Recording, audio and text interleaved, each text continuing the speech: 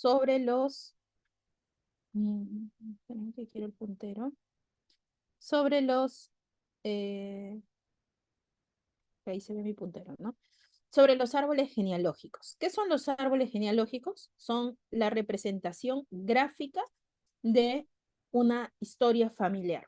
Quiere decir que cuando nosotros elaboramos un árbol genealógico, lo que realizamos es a través de figuras, a través de diagramas, podemos nosotros representar una familia. Podemos, por ejemplo, acá representar a los varones, que son los cuadrados, podemos representar a las mujeres, que son los círculos, podemos representar a la descendencia, que son las líneas verticales, todas estas líneas son descendencia. Podemos también representar uniones, en este caso extramatrimoniales, en este caso líneas continuas, que son uniones matrimoniales, y representar también en este caso si es que tuviera alguna condición. Entonces,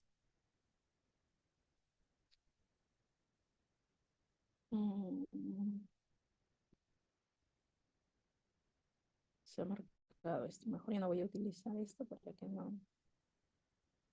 ¿Qué vamos a ver entonces en el árbol genealógico? Lo que vamos a ver es primero la utilidad. ¿Por qué? Porque el árbol genealógico forma parte de toda historia clínica. Yo les comentaba en las clases previas que anteriormente era un requisito poder consultar sobre la historia familiar a los pacientes cuando iban a consulta, que hoy por hoy se ha ido perdiendo. Muchas veces ya no se hace esta consulta, básicamente nos enfocamos en la enfermedad y no debería ser así, ¿no? Lo que nosotros siempre debemos consultar, aparte de la enfermedad o el padecimiento que está presentando en este momento el paciente, es si posee también antecedentes en la familia, de cualquier tipo.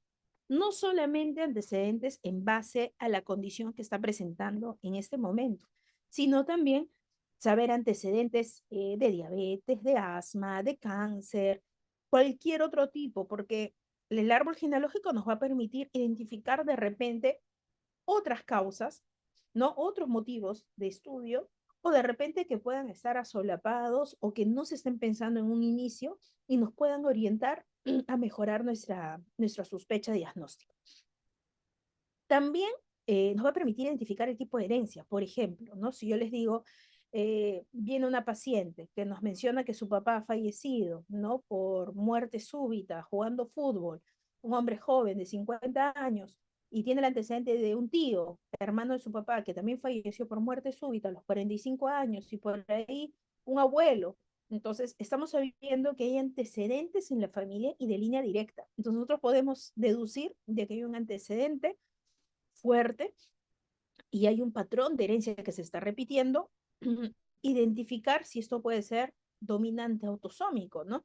Porque estamos viendo varios afectados en línea vertical hacia arriba. También nos ayuda el diagnóstico diferencial, nos ayuda a ver quiénes podrían estar en riesgo en esta familia. Por ejemplo, esta chica que va a la consulta contándonos esta historia y está preocupada porque ella puede tener un riesgo, evidentemente se está identificando que ella tiene un riesgo, sus hermanos también podrían tener un riesgo, ¿no? Porque tienen un padre, tienen un tío y un abuelo que han tenido este padecimiento. También nos ayuda a tomar decisiones para el estudio de los portadores. Acuérdense que en los casos recesivos autosómicos tenemos opciones de que el paciente o esté enfermo, o sea portador, o sea sano, ¿no? Eso lo vamos a detallar ahora en esta clase. Entonces, un portador nunca va a desarrollar la enfermedad. ¿Por qué? Porque solo tiene una copia del gen mutado, no tiene dos copias del gen mutado para que desarrolle la enfermedad. Entonces, un portador va a ser eso, un portador toda la vida, no va a desarrollar la enfermedad. También podemos identificar factores genéticos y ambientales que puedan tener un potencial patogénico, ¿no? También otras patologías hereditarias, nos ayuda a planificar tratamiento, seguimiento, prevención y evaluar diferentes opciones reproductivas, ¿no? Miren, por ejemplo, hay diferentes tipos de formas para realizar heredogramas. Hay esta forma, que es la clásica, pero la descendencia se hace bajo estos. estas líneas, miren, si ustedes se dan cuenta, es hacia abajo. A diferencia de estas, que esta es la más común, donde hacemos las uniones en el medio, no son uniones hacia abajo para la descendencia, es la gran diferencia. Este es el más común, el que utilizamos siempre. Hay en otros países donde se realiza esta. Por ejemplo, cuando yo estuve en Brasil, la forma de hacer el árbol genealógico era de esta forma. Al comienzo me pareció un poco extraño, pero si ustedes se dan cuenta, es este mismo espiral, es esto, ¿no? Solo que más comprimido. Y ellos lo hacían de esta forma porque es una ayuda para que puedan entrar más tipos de familiares, ¿no? Es la primera generación, segunda generación, tercera generación, cuarta generación. Eso es el que hacíamos todos cuando estábamos en kinder, ¿no? Pequeños, y esta es otra forma, ¿no? Digamos, de representar poniendo más información aquí. Hoy por hoy ya no se pone tanta información porque lo que utilizamos son las leyendas. Y con las leyendas a nosotros nos permiten identificar qué caso corresponde a tal condición, quién es portador, quién es enfermo, quién falleció, quién es portador, etcétera. Hay heredogramas que pueden ser, miren, enormes. Miren todo ese papelógrafo que es de una sola familia venezolana que tenía la enfermedad de Corea-Huntington. Entonces, en esta investigación lo que se hizo fue viajar a ese lugar y ir siguiendo de generación en generación los antecedentes de uno por uno. Es un estudio conocido que se realizó por la magnitud primero de la cantidad de pacientes que estaban afectados de Huntington y después la investigación de la historia familiar, ¿no? Que esto fue algo relevante. Hay recomendaciones, o sea, estas indicaciones en las que yo les menciono cómo se debe representar un hombre a una mujer, cuándo se coloca el símbolo de fallecido, etcétera, esto está estandarizado. No lo decimos nosotros, lo dicen las recomendaciones de la Academia de Genética, ¿no? Y esto se ha ido actualizando. Miren, la primera que salió fue en el año 95 y luego posteriormente la última actualización fue en el 2008. Entonces aquí lo que nos menciona es que hay símbolos que tienen que ser comunes, así sea, vayan ustedes a China, Estados Unidos, Europa, Brasil, Portugal, a donde gusten, siempre un varón va a ser representado como un cuadrado y una mujer con un círculo. Hay definiciones y abreviaturas que son universales. Entonces, miren acá, esto también lo van a tener ustedes en su guía de laboratorio, que es, esta me parece en 2 hojitas, donde detalla cada uno de estos ítems. En el caso de representar un hombre o una mujer o que no se identifique el género, ponemos cuadrado, círculo y rombo. En este caso, por ejemplo, es de una bebé que de repente todavía está intraútero, no conocen el sexo de bebé, o de repente tampoco ustedes conocen el sexo de algún familiar. Me pongo un ejemplo, ¿no? Ahí me preguntan, ¿cuántos tíos paternos tienes? Bueno, no sé cuántos son, no sé si son 4 hombres o 3 hombres y una mujer, no lo recuerdo bien, digamos, porque hay pacientes que no recuerdan cuántos son hombres, cuántos son mujeres, perfecto. Entonces se hace un rombo y adentro se coloca el símbolo, el número 4. Entonces ya sabemos que hay tíos, son 4, no sabemos si son hombres o mujeres, pero todos están sanos, sí, todos sanos, perfecto. Entonces no tiene mayor relevancia en la historia. O por ejemplo, una mujer que está embarazada y tiene un bebé que todavía no sabe si es varón o mujer, entonces se pone un rombo. Si está afectado, ¿no? Tenemos un cuadrado, un círculo o un rombo, pero coloreado. Está coloreado de negro. ¿Por qué? Porque eso es lo que nos está indicando que tiene la enfermedad que estamos ahora buscando en la familia. Ahora, si ustedes me dicen, doctora, ¿y qué pasa si tiene más de una condición? O sea, tiene dos, tres, por ejemplo, tiene asma, tiene diabetes y tiene cáncer. Ok, podemos separar al símbolo, podemos pintar para cada uno y en la leyenda se va a especificar a qué corresponde. Esto es lo que les mencionaba aquí, si es que teníamos múltiples individuos, por ejemplo, 5 varones, 5 mujeres y 5 que no conocemos el género. Luego acá múltiples. Esto es cuando no conocemos aquí el número de individuos. Por ejemplo, sí, tengo varios tíos. ¿Cuántos son? Ay, no recuerdo el número. un aproximado, no recuerdo si son 7, 8, no recuerdo. Listo, le colocamos N, ¿no? ¿Tienes primos? Sí, ¿cuántos primos tienes? Uy, no recuerdo, ya, ok, N. ¿Son hombres, mujeres? Sí, son hombres todos, ya, listo. Cuadrado, N. Si no saben hombre o mujer, rombo N. Si ha fallecido, se coloca una línea que cruza en diagonal al símbolo. Por ejemplo, este es un cuadrado, es un varón que ha fallecido a los 35 años. Este es una mujer que ha fallecido y este es un rombo que ha fallecido. El que va a la consulta, que es el consultando, por ejemplo, puede ser sano. Puede ser una persona como en el caso anterior que les mencioné, una mujer sana que está preocupada porque su papá, su tío y su abuelo tuvieron muerte súbita. Entonces, ella no tiene la enfermedad, es consultante. En cambio, el probando es aquella persona que tiene la enfermedad y está yendo a la evaluación médica.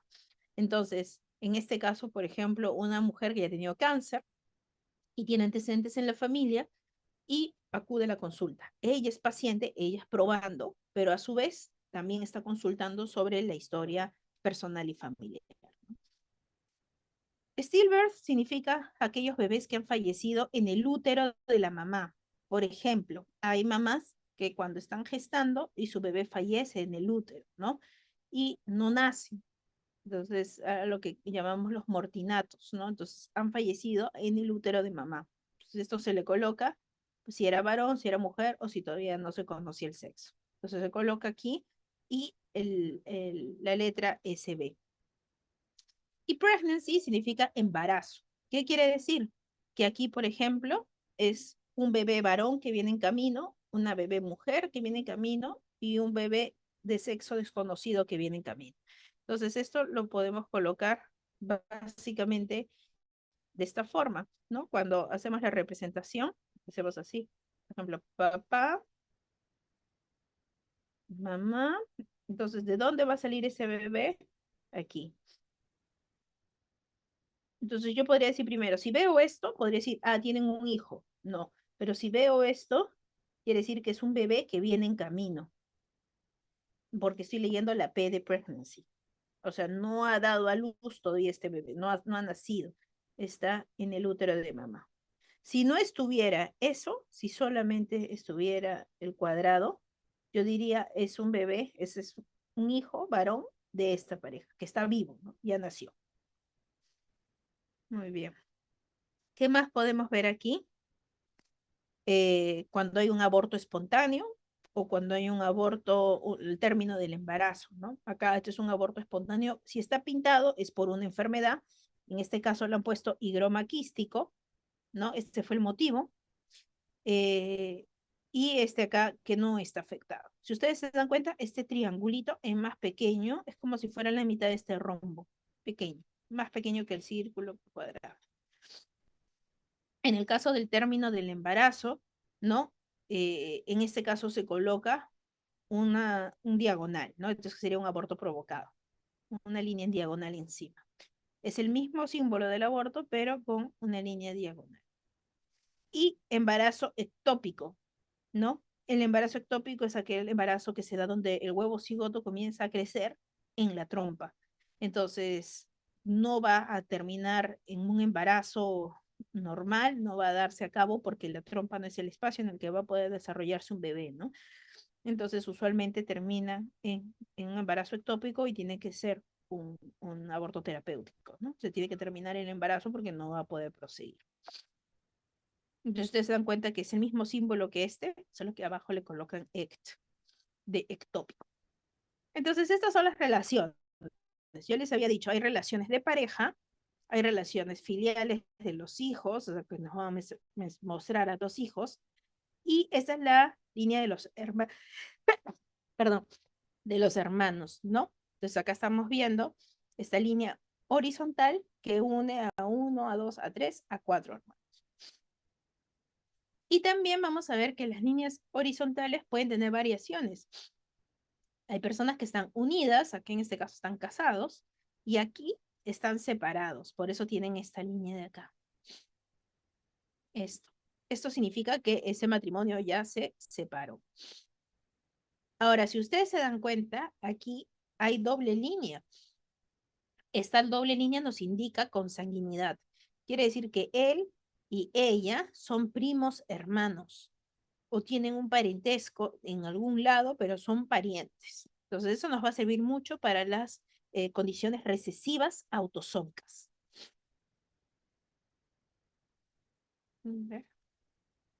Muy bien.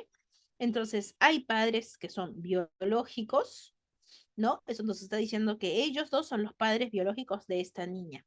Hay gestaciones múltiples. Por ejemplo, acá estamos diciendo que estos son gemelos monocigóticos. Entonces le colocamos, además de los dos cuadraditos que son dos varones, otra línea más para decir que son monocigóticos, son idénticos. Estos son disigóticos o lo que también se llama mellizos. Eso es cuando no conocemos si son gemelos o mellizos. Y los trisigóticos, cuando pueden ser tres. Cuando no conocemos historia familiar que ha pasado, por ejemplo, señora, usted tiene una señora de 60 años, qué sé yo. Usted tiene antecedentes en su familia, uy, no conozco. Sus papás, no, bueno, no crecí con mis papás, entonces no tengo información de ellos. Ok, listo. Entonces, ¿cómo se coloca? Una rayita hacia arriba y una interrogación, porque no conoce historia familiar hacia arriba. Ahora, si la pareja no tiene hijos, ¿no? Por elección o por una razón que no se conoce, entonces aquí se coloca una raya hacia abajo de la descendencia y una raya horizontal que nos dice que no hay descendencia por que ellos han escogido o por una razón que no se conoce, ¿no? Entonces, acá, por ejemplo, se le coloca porque se hizo una vasectomía o porque se hizo un bloqueo tubario, ¿no? O sea, una ligadura de trompas. O también puede haber parejas que no tienen hijos por infertilidad. Entonces acá se coloca ya no una raya, sino dos rayitas. Y se coloca el motivo, ya sea que ella tenga azospermia o que él tenga, o perdón, que él tenga azospermia o que ella tenga endometriosis, ¿no? También hay los casos de adopción.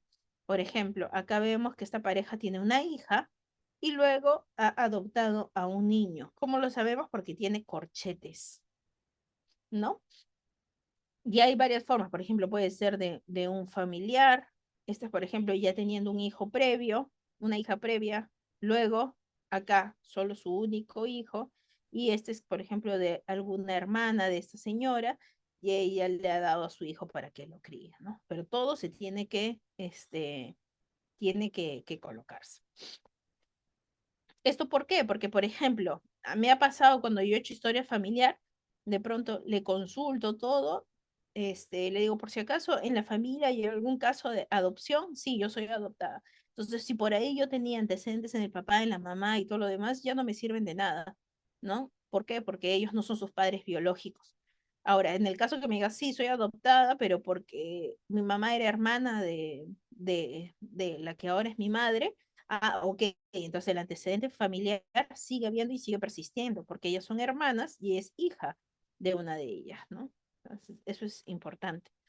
También hay donaciones de esperma, donaciones de óvulos, embarazos subrogados, etcétera, ¿no? Entonces, para cada caso hay forma de poder representarlo, ¿no? Cuando hay donaciones se pone la D. D. Cuando hay donación de esperma, en el varón es la D, donación de óvulo, en la mujer se coloca la D y se tiene que señalar, ¿no? O embarazo subrogado, que quiere decir que tiene que llevar la otra, una mujer lleva el embarazo, ¿no? Pero es hijo biológico de otra pareja. Y también, importante cuando evidenciamos información relevante, por ejemplo, ¿no? Esta mujer que yo les había dicho que tenía el antecedente del padre, el padre, perdón, el tío y la abuela con muerte súbita. Ok, esta paciente se ha hecho un ecocardiograma, se ha hecho una evaluación cardíaca para ver que su corazón está ok. Si se ha hecho que sí, yo le puedo poner acá un simbolito al costado y colocarle que su eco es negativo, que no hay nada, que está bien. Entonces yo me lo voy a poder monitorizar en el tiempo con mi heredograma y puedo ir cambiando esta simbología, ¿no? O por ejemplo, si sé que es portador de una condición, le puedo poner un puntito. Entonces yo ya sé que este paciente es portador, ¿no? Porque digamos, ya le han hecho algún estudio previo o porque estoy deduciendo por el tipo de enfermedad. También podemos ver, en este caso, miren, esta es una mujer que se ha hecho un estudio de mamografía normal y se ha hecho un estudio genético y tiene una mutación genética. Entonces yo aquí ya puedo colocar esta información, ¿no? Relevante, porque sé que ella tenía una mamá con cáncer de mama que ha fallecido por BRCA1 y ella ya tiene un estudio de mamografía normal, pero tiene un estudio genético positivo. Ahora, si el paciente no es informativo, no me da información, etcétera, también lo puedo colocar, o si ya tiene una enfermedad identificada con mutación genética, etcétera. ¿No? Entonces, miren, finalmente acá podemos ver una representación de un árbol genealógico con diversas, digamos, representaciones. Por ejemplo, miren, síndrome Down, defecto tubo neural, después fibrosis quística, caso, ¿no? Ceguera para los colores rojo y verde, aquí. Enfermedad de Huntington, aquí. Enfermedad de Huntington, pero asintomático, o sea, no presenta la enfermedad. Aquí, miren, es hija de esa señora, ¿no? Y acá tenemos los tipos que se han hecho, el tipo de pruebas que se han realizado. Entonces, miren, y acá también podemos aprovechar y revisar varias cosas. Ellos son, ¿qué son? ¿Disigóticos o monocigóticos? A ver, ustedes pueden abrir su micrófono y me dicen, ¿qué son ellos? ¿Monocigóticos o disigóticos? No se tiene la información. Perfecto, excelente. ¿Por qué? Porque aquí hay un signo de interrogación. Este de aquí es portador, ¿no? Tiene el puntito. ¿Acá qué ha habido? A ver, chicos, esta pareja, Entre familiares. entre familiares. Perfecto, porque miren, esta chica es hija de este señor y este señor es hijo de esta señora. ¿Y ellos qué son? Hermanos. Entonces ellos son primos hermanos. Y estos primos hermanos, miren, han tenido por donación de óvulo una bebé y aquí han adoptado. Probablemente, ¿por qué? Porque esta pareja pueden estar teniendo problemas de fertilidad, no poder tener hijos, porque cuando hay relaciones consanguíneas, muchos casos pueden llevar también asociado condiciones que pueden llegar a ser incompatibles con la vida. No todos los casos, pero muchos casos pueden tener la misma mutación, entonces desencadenan condiciones recesivas muy relevantes, ¿no? Entonces, acá deduciríamos que ella ha recibido una ovodonación, no se sabe de quién, su antecedente familiar parece que es alguien aparte, y ahora tienen un bebé que está en camino, que no se sabe, sexo desconocido, pero también han adoptado. Acá, por ejemplo, esta pareja, Carrie y Jean, ¿qué son? Ellos, Gemelos. ¿gemelos de qué tipo? Monocigóticos. ¿Monocigóticos? Monocigóticos. Monocigóticos, perfecto, miren, acá tal cual. Este es un embarazo de una bebé que no se conoce el género. Aquí es una bebé, ¿no? Que ha terminado, o es un, dice female acá, pero al ser aborto ya está colocado con un signo en diagonal, ¿no? Acá igual, miren, este paciente tiene fibrosis quística. ¿Y qué pasó acá? ¿Qué significa esto? Infértil. Infértil. Infértil. Es una característica de fibrosis quística, que es infertilidad. Entonces, miren, infértil. Entonces, ustedes se dan cuenta cómo hemos revisado 5 diapositivas previas y ustedes ya pueden leer este árbol genealógico. No es difícil. Y cualquier árbol genealógico en el mundo, como les digo, en cualquier idioma, en donde vayan, eso es lo que facilita la representación gráfica, que no necesitas leer, necesitas solamente ver y con esto conoces a la familia. Imagínense ustedes cuánto tomaría escribir esto en párrafos. O sea, si empezamos por acá, ¿no? Si digamos, ¿quién es nuestro probando? Vamos a buscar por aquel probando y es ella. En realidad viene a ser la consultando, porque ustedes se dan cuenta que ella está sana. Y ella está consultando probablemente porque está preocupada, miren, tiene un bebé que está viniendo en camino, ya tenía un aborto previo, ¿no? Y tiene toda esta historia familiar. Entonces, ¿cómo empezaríamos? Mujer de 35 años, quien tuvo una pareja anteriormente con la que tuvo 2 pérdidas, ¿no? Adoptaron un bebé, bueno, pero se divorciaron. Posteriormente se casó con otro señor, ¿no? Y tuvo una pérdida previa, está embarazada. Este señor, entonces imagínense ustedes cómo podríamos escribir esto. No hay forma, ¿no? Tendría que ser 2, 3 páginas. Y no sería tampoco de gran utilidad entre tantas palabras. Más fácil es poder ver, ok, miren, esta señora ya ha tenido 2 pérdidas, ha adoptado, bueno, que ella se divorció y bueno, ahora ha tenido otra pérdida y está preocupada por su nuevo bebé, porque claramente viene con pérdida, pérdida, pérdida, ¿no? Entonces, está preocupada. ¿Y por qué está preocupada? Porque tiene un hermano con fibrosis quística, tiene otro hermano por aquí con una mutación de fibrosis quística como portador. Ella no se ha hecho el estudio, ¿no? Su hermana también ha perdido un bebé. Y por el lado del esposo, ella está preocupada porque miren, también hay antecedentes de ceguera, hay antecedentes de acá de enfermedad de Huntington, su mamá tuvo Huntington. Entonces se dan cuenta cómo podemos ir viendo toda la historia familiar. Miren, por ejemplo, este caso es un caso que publicamos con el doctor Abarca, con el doctor Lacerna, conmigo, la doctora Flor. eh, y lo que estamos viendo es una variante en este gen ASPH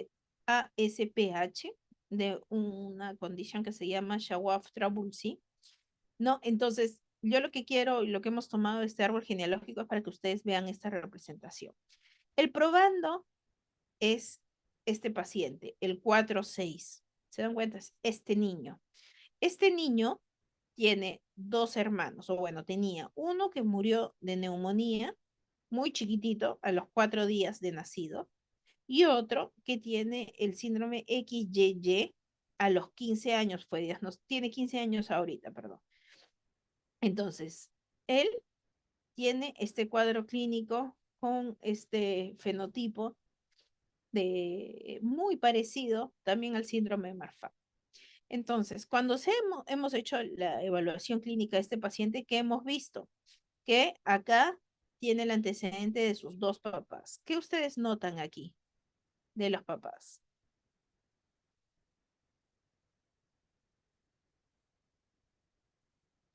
¿Son familia? Exacto, ¿no? Son primos hermanos. ¿Se dan cuenta? Esta señora es hija de este señor y el papá es hijo de acá. Y ellos son hermanos. Entonces ellos son primos hermanos.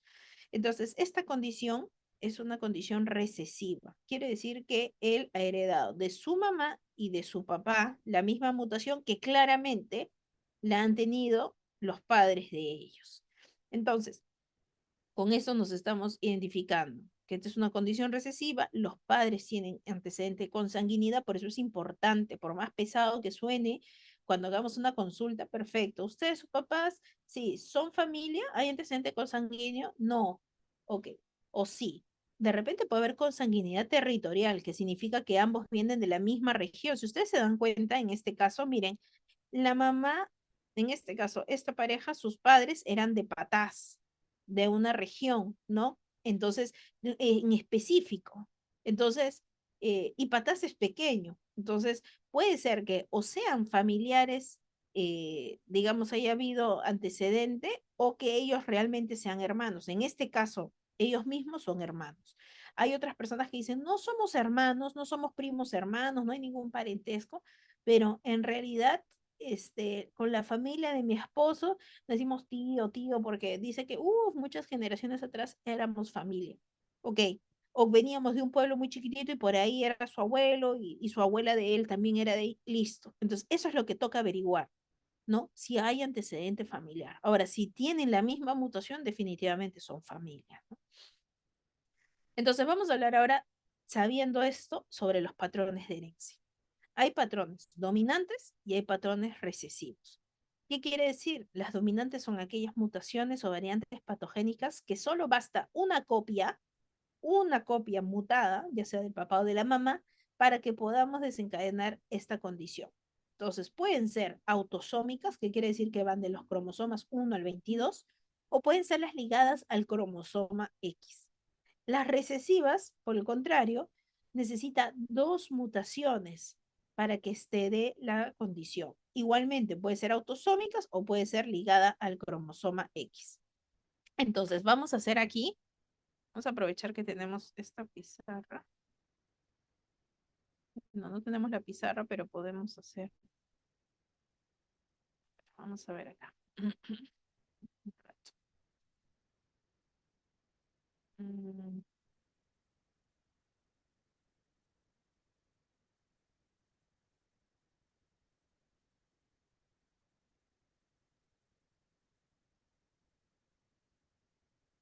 A ver, voy a abrir esto.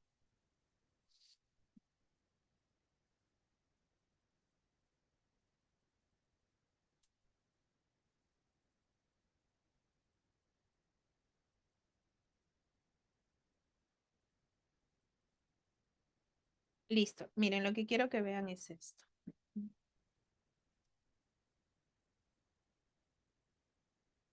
Ya. Vamos a hacer esta representación, miren. Vamos a ver, este es un cromosoma de papá y de la mamá. Listo. En las autosómicas o en las dominantes, vamos a empezar primero por aquí. En las dominantes tenemos dos opciones. Que sean autosómicas, que significa que van de los cromosomas del 1 al 22, ¿no? Y pueden ser las ligadas al cromosoma X. En el X claramente es en el cromosoma X, ¿no? Entonces, ¿qué es lo que pasa acá? En las dominantes, basta que tengamos una mutación para que podamos desencadenar la enfermedad. Entonces, ¿qué pasa? Paciente que tiene este genotipo va a ser enfermo. Paciente que no tenga este genotipo y esté así, va a ser sano. Esto no sucede con las recesivas. Miren, en el caso de las recesivas, podemos tener igualmente autosómicas, que significa que va del 1 al 22, las autosómicas, y también tenemos las ligadas al cromosoma X. ¿Qué pasa? En las autosómicas vamos a tener tres tipos de opciones. Tenemos aquellos pacientes que para que tengan la enfermedad necesitan tener las dos copias mutadas, les había dicho, ¿no? Entonces, para que un paciente tenga la enfermedad tiene que tener así y así. Entonces, este será enfermo. Si solo tiene uno, se va a llamar portador. Y si no tiene ninguno, se llamará sano. Vale para autosómicos, repito, del 1 al 22, y también para los cromosomas X. Ahora, acá hay una diferencia cuando hablamos, y lo habíamos visto en laboratorio. ¿Qué pasa en los casos que esto es XX en el caso de una mujer, pero en el caso del varón, ¿qué pasaría acá? Ya sea en una condición dominante, vamos a hacer el X aquí, y el Y aquí chiquitito, el Y es más chiquitito, ¿no es cierto? Entonces, si aquí tiene una mutación, ¿no? A esto le vamos a llamar hemicigoto, hemi, porque no es el mismo tipo de cromosoma, no estamos hablando de dos X, estamos hablando de un X y un Y, que es lo único que afecta a la regla, ¿no? Hemicigoto. Entonces, aquí dependiendo, si es ligado al X dominante o ya sea ligado al X recesivo, en cualquiera de los dos casos, se le llama un caso hemicigoto. Acá obviamente está sano, ¿no? Ahora, en este caso, cuando hablamos de este tipo, cuando tiene una sola mutación dominante, a esto se le llama heterocigoto. Heterocigoto. Perdón que estoy escribiendo con mayúscula, minúscula, con todo. Heterocigoto. ¿No es cierto? Porque dime hetero diferente, solamente tiene una mutación. Y en este caso, ¿cómo se llamará cuando tiene las dos mutaciones? Homocigoto. Perfecto. Homocigoto. ¿No es cierto? Homocigoto. Quisiera escribir más rápido, chicos, pero no puedo. Doctora, una consulta. Ujú. Existe, por ejemplo, mutaciones ligadas al cromosoma X, pero también hay ligadas al cromosoma Y o no existe. Sí, hay ligadas al cromosoma Y que usualmente van con infertilidad, ¿no? Igual se habla de las hemicigotos por el cromosoma Y, porque solamente tiene una mutación en el Ah, cromosoma. claro, o sea, mientras sea ligado al cromosoma sexual X o Y, se tratará de una hemicigosis, ¿no? Ajá, ajá. Gracias, doctora. Ok. Y acá, chicos, cuando hay una mutación en uno solo, ¿cómo se llamará? Heterocigoto. También heterocigoto, ¿no? Entonces, hetero. Ya ustedes ya saben que es heterocigoto.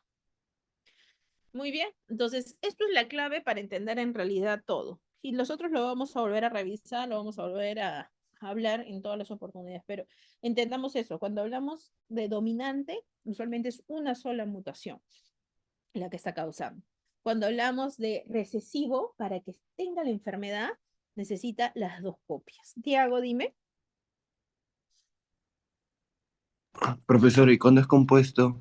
Heterocigoto compuesto. Ajá, vamos a ver acá. En el heterocigoto compuesto, no, que borra todo. Ya. En el heterocigoto compuesto pasa así. Normalmente vamos a tener, digamos, en los casos de las recesivas autosómicas o las recesivas ligadas al X, pero en el caso de la mujer, necesitamos ¿cuántas mutaciones? Dos mutaciones, ¿no es cierto? Entonces, la mayoría de los casos que hay consanguinidad, las mutaciones son las mismas. Es la misma mutación la que está generando, entonces en dos copias, a eso se le llama que es un homocigoto, ¿no es cierto? Porque es la misma mutación. Pero ¿qué pasa si es que esta pareja no es, no tienen antecedentes familiares?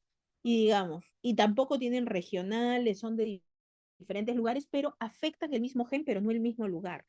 Entonces tiene una mujer esta mutación en este gen y el papá tiene otra mutación diferente, pero en el mismo gen. Otra mutación, ¿ah? Pero afectan el mismo gen. A esto se le llama heterocigoto compuesto. Entonces, ¿qué significa esto? Que tienen dos mutaciones diferentes, pero afectan al mismo gen. Y al afectar al mismo gen, está afectando obviamente la proteína y causa la enfermedad. En realidad, chicos, cuando nosotros vemos en los casos recesivos, las variaciones de los heterocigotos compuestos es principalmente cuando no hay antecedentes de familiaridad, no hay antecedentes en lo absoluto. Son personas, por ejemplo, ¿ah? Uno que es de Arequipa y el otro es de Trujillo. No tienen parentesco, no tienen regionalidad, nada, nada, nada. Son dos personas que aleatoriamente, uno tenía mutación en el CFTR, la mutación Delta F508 y el otro tenía una mutación de lesión 505. No sé, diferente, totalmente. Entonces, pero cuando se junta esta pareja, están afectando al mismo gen. Entonces, desarrollan finalmente la enfermedad. Doc- Solamente sucede en estos casos. Doctora, una consulta. Sobre esa heterocigosis compuesta, por ejemplo, entonces no tiene que ver el lugar donde está la mutación, sino que van a afectar al mismo gen. Por ejemplo, si, un ejemplo, ¿no? Si hay un paciente que tiene una mutación de uno de sus cromosomas heredados de su mamá, un ejemplo, ¿no? Del 1 al 5 tiene una Ujú. mutación y su papá tiene otra mutación en el mismo lugar, ¿sería indicador de heterocigosis compuesta o no necesariamente? Claro, o sea, mientras sean dos mutaciones diferentes en el mismo gen, sí. Ah, o sea, si puede esas dos así están en el mismo lugar, pero afecta el gen en común, sí es heterocigosis compuesta, ¿no? Y tampoco no Exacto. hay consanguinidad. No, no hay consanguinidad. La única cuando es consanguinidad es cuando son las mismas mutaciones. Es la misma mutación igualita. Miren, ahorita les voy a mostrar acá. Creo que lo tengo en la clase.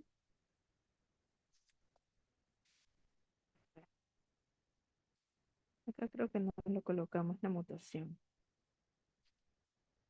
Mm, Espérame un segundo, quiero ver si es que hemos puesto la mutación aquí. Acá, miren, que la vamos a ver ahora.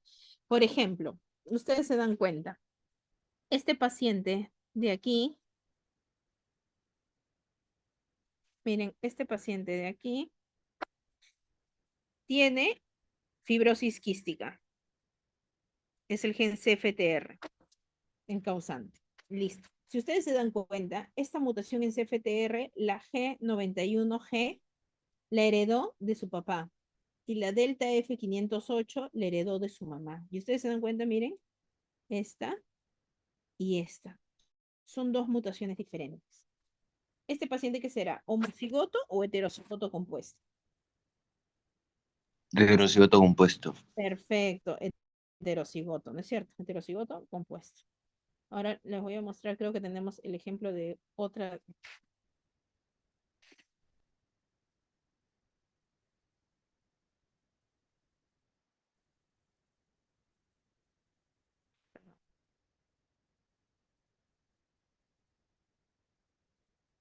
No hay.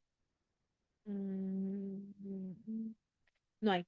Pero, por ejemplo, ¿no? En este caso, si tuviéramos un paciente que tuviera esta misma mutación.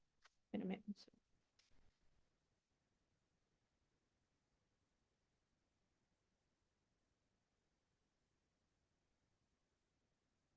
Mm, ¿Ahí pueden ver mi pantalla? No. Sí se ve. Sí, se ve. Listo. A ver. Voy a mostrarles el caso de la homocigosis.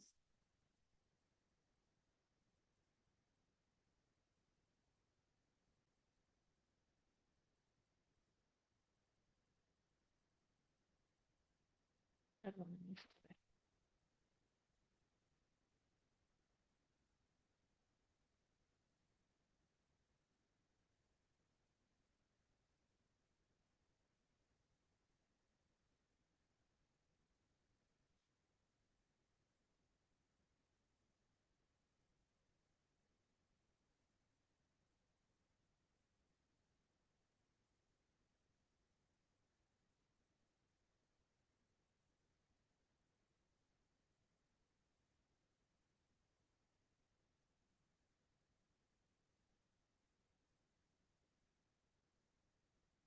Voy a mostrar, a ver, un segundito. No sé qué pasó a mi cámara.